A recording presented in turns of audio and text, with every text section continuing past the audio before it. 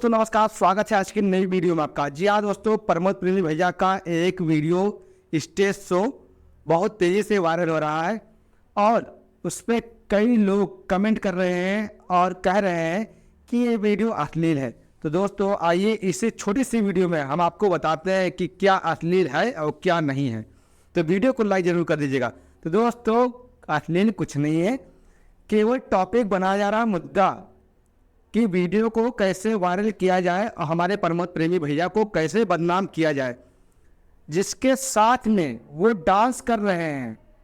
और stage show पे जहां प्रमोद भैया जिसके साथ में डांस कर रहे हैं लेडीज़ के साथ में, उनको कोई दिक्कत नहीं है। प्रमोद प्रेमी भैया को कोई दिक्कत नहीं है, जो ऑडियंस देख रही है उनको कोई दिक्कत नहीं है। दिक्कत किसको है? दिक्कत विरोधियों को है भाई, क्योंकि हमारे प्रमोद प्रेमी भैया का बेजोड़ गाना आता जा रहा है।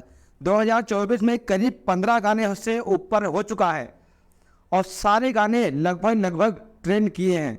तो भैया जलन तो होगी, जायज़ सी बात है, क्योंकि प्रमोद भैया से जुड़े हुए कई सारे गायक कलाकार हैं, सारे लोग गाना गाते हैं, लेकिन शायद कोई यूट्यूब पर आता हो ढंग से।